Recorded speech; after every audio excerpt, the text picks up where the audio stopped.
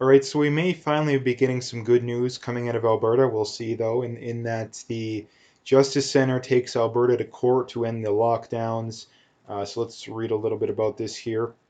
The Justice Center has filed a court challenge to orders made by the Chief Medical Officer of Health and select unconstitutional sections of the Public Health Act to end the violation of Albertans' charter freedoms. The Justice Center is representing two Alberta churches and two individuals alongside Alberta lawyer Jeffrey Rath, who represents another individual. In response to flagrantly flawed predictions regarding the lethality of the virus, the Alberta government first declared a state of public health emergency on March 17, 2020, under the guise of 2 weeks to flatten the curve. The resulting lockdown devastated small businesses and led to a large-scale societal harm in the form of increased unemployment, poverty, deterioration of mental and physical health, drug overdoses, canceled surgeries, a loss of personal liberty, and even death. On November 24th, the Alberta government again declared a state of public health emergency, imposing a second wave of lockdown harms and authoritarian restrictions on the ability of Albertans to travel, conduct businesses, visit family and friends, obtain necessities, and peacefully assemble. Since March 16th, the Alberta Chief Medical Health Officer has pronounced 40 public health orders that have crushed constitutionally protected rights and freedoms as guaranteed by the Canadian Charter of Rights and Freedoms.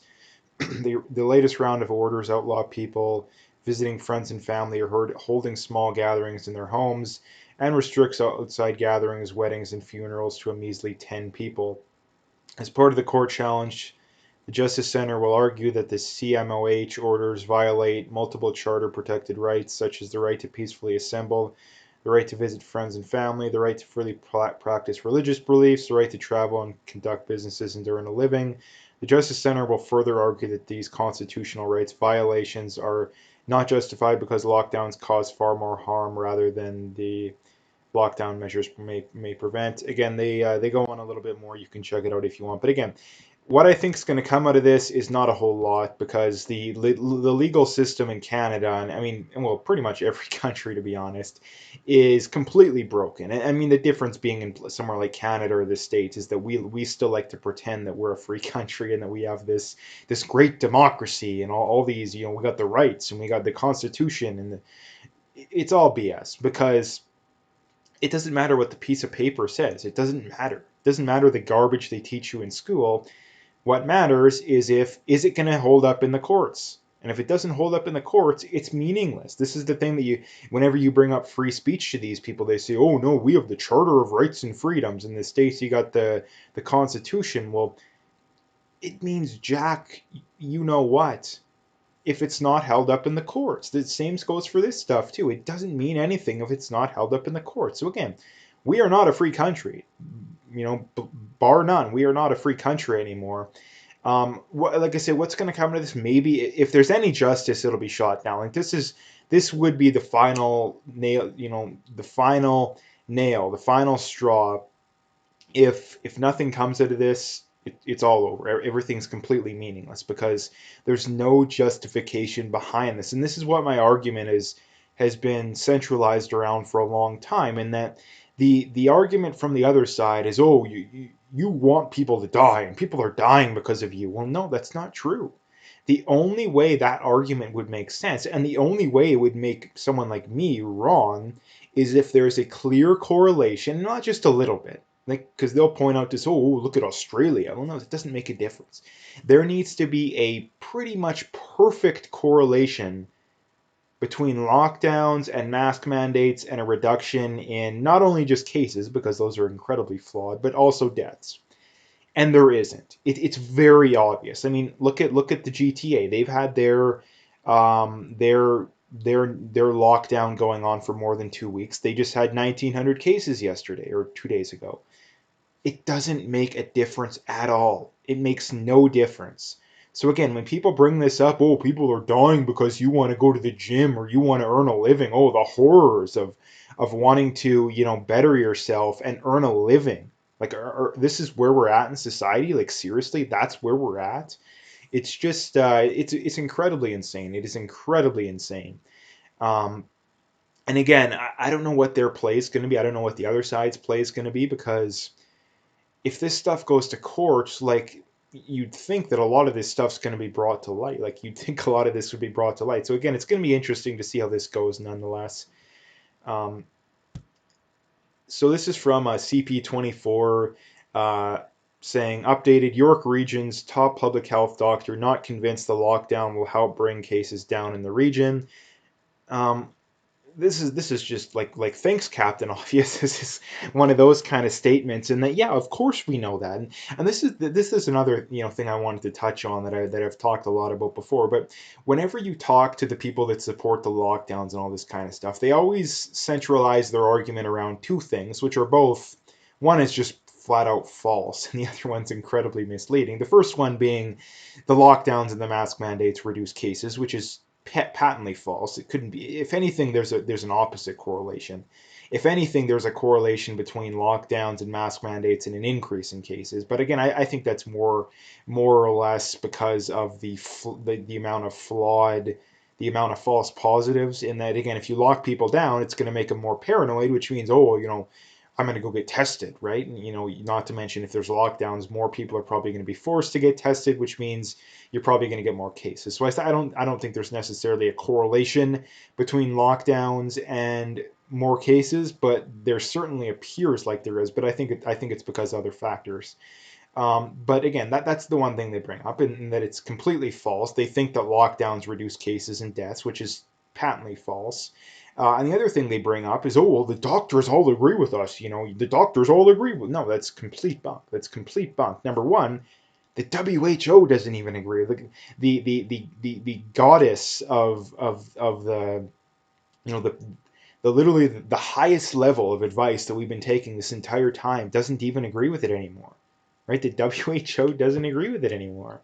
You have what was it, hundreds or even thousands of doctors that signed on to the Great Barrington Declaration. I know of multiple epidemiologists just that I've made videos about that have talked about this. There's the who is the Albertan guy who's been really Andrew something, I think it is. I forget his full name, but he's been in the news recently because he has been on the record saying that this whole thing is entirely driven by hysteria and there's no reason behind it, and the PCR tests are incredibly flawed.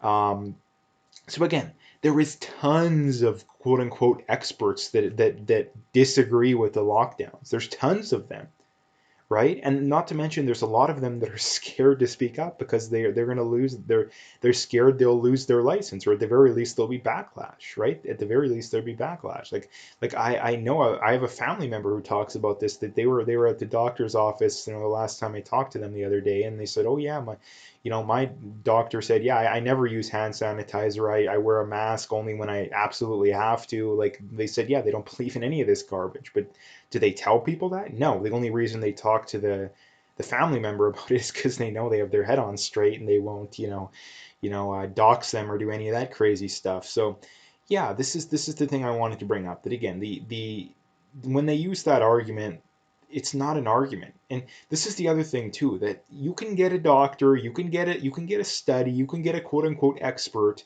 whatever you're debating on, you can get multiple studies, multiple experts to take us to take a position on literally anything, like literally anything, right? So again, that's something I want. And the other thing I wanted to bring up, I guess, just briefly, is the other thing they bring up too, and this is I think one of the many reasons that just completely proves they're wrong, is that whenever you point this kind of stuff up, whenever you debunk their arguments, they'll usually retreat to the, oh, you're not a medical doctor, who cares what you think? You're not an expert, who cares what you think?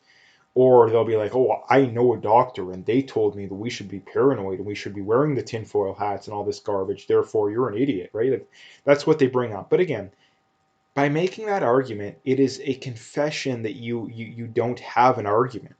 Because if you had the argument, you would just make it. Citing your credentials or citing someone else's credentials is almost always, probably 99% of the time, because I'm sure there's some exceptions, but 99% of the time, it is a confession that you have lost the argument and you're going to retreat to this argument, from a position of authority.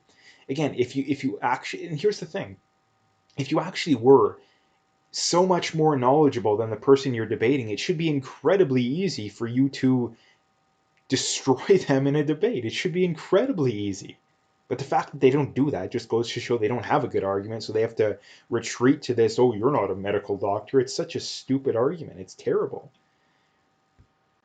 And this is another crazy story out of the CBC. Lethbridge MP under fire for spreading misinformation about the virus deaths in Alberta.